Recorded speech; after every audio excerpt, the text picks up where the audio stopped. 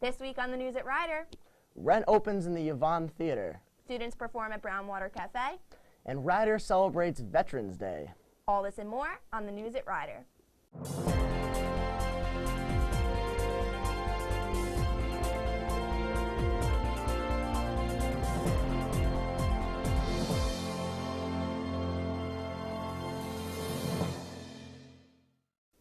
Welcome to the news at Rider. I'm Ryan Culp. And I'm Nicole Lawrence. For years, rent has been an epidemic spreading like wildfire through all different groups alike. If you are a rent fanatic or are just interested in seeing it, Rider and Westminster students will be putting on a production of Rent for this entire upcoming week.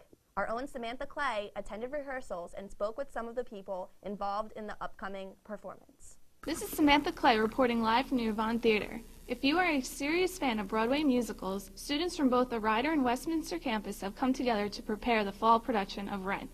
This past week, all of their hard work has come together for the show opening. Director Miriam Mills contacted the creators of Rent to obtain the rights to the musical and was faced with two options, to produce the clean version or the real version. Opting for the Broadway portrayal, Rent illustrates sexual, harsh, and controversial themes like homosexuality, the AIDS epidemic, and drugs. I spoke with a few of the cast members about the experience. I feel like I've been preparing for this show for years. It was actually Rent's the show that got me into theater. If I could summarize the show in one word, it would be relationships. It's all about our friendships with each other. It's all about how we handle the situations that are presented to us, who we go to, how do we move forward, and how some people are dwell in the past with their issues and all that. Rent is a particularly popular musical among our generation. All 28 cast members were inspired by this theatrical opportunity. The show chronicles a year in the life of a group of diverse artists as their lives entwine and they encounter both joy and tragedy and deal with it together. If you still haven't seen Rent, it will be playing throughout the weekend at the Yvonne Theater. Back to you, Nicole. For showtimes, you can visit www.rider.edu/rent. One theme of Rent is AIDS awareness, and on Tuesday, December 1st, the Student Entertainment Council will be having comedian Mike DeStefano perform in the BLC Theater. AIDS and alcohol abuse have touched the lives of DeStefano, and part of the show talks about these issues. If you're interested in these topics and want to see a great performance, come out to the BLC Theater to see Mike DeStefano today.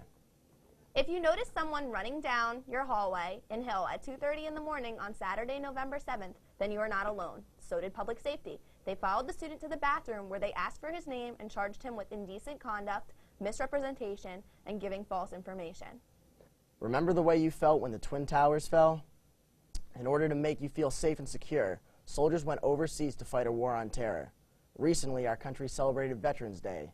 Rider honored our veterans with a reactivation of the ROTC program on campus under the leadership of Cadet Andre Thomas. The day featured a color guard ceremony as well as several guest speakers. Our own Jonathan Kinkle got a chance to speak with commanding officer of the program, Lieutenant Colonel John Stark, about the significance of the program at Rider as well as the importance of Veterans Day. Hi, this is Jonathan Kinkle here in the BLC, where Rider University recently celebrated Veterans Day by reactivating the ROTC program. This program will give you one of the best leadership courses in the country, as well as the opportunity to become one of the officers in the United States Army. The ROTC program will be participating with Princeton University as well as TCNJ. I got a chance to talk with Commanding Officer Lieutenant John Stark about the significance of the Riders program. Well, to me, Cadet Thomas, Andre Thomas, represents possibly a new age in ROTC at Rider.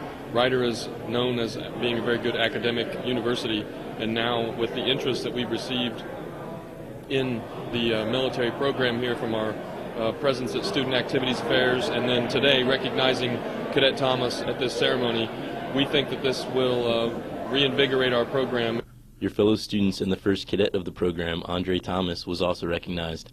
Thomas is a fine arts major from Staten Island, New York, currently participating in ROTC drills on the Princeton campus. Thomas is also performing in the Westminster Choir College's production of the play Rent.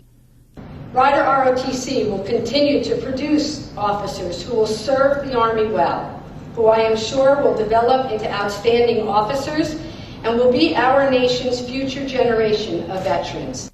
For more information on the RUVA or Rider's new ROTC program, contact Greg Humph at 609-896-5534. If you are interested in learning more about the Rider ROTC, please visit www.rider.edu/ROTC. As a student at Rider University, it is important to show your Bronx pride. Rider will be holding Cranberry and White Night on December 4th to celebrate our men's and women's basketball teams. There will be performances by the Rider cheer team, dance team, and even the Bronx band. Come out and show your Bronx spirit. Come and show that you bleed Cranberry. Imagine that you had to sleep outdoors and every night go to bed hungry. Recently, Rider University celebrated Homeless and Hunger Week, and many students slept outside to experience what it would be like to be homeless. Also, the emerging leaders in the Rider Runners hosted a turkey trot, which was a 5K walk run to raise money and canned goods for charity. If you would like to help with this cause, you can contact the Trend Area Soup Kitchen. Giving blood is another great way for you to give to others. Rider will be hosting a blood drive on Wednesday, December 2nd in the Kavala Room. Come out to donate blood and you will receive the satisfaction of knowing that you helped someone in need. Genocide is something that many thought was discontinued after Rwanda, but the people of Darfur are still suffering. Every day, Darfur's military government is committing atrocities against the people by way of raping, killing, and displacing them.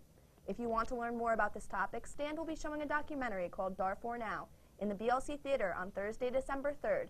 Being informed is the start to helping stop the genocide in Darfur. That's all the time we have for today. I'm Ryan Culp. And I'm Nicole Lawrence. See you next time on the News at Rider. Have a great day.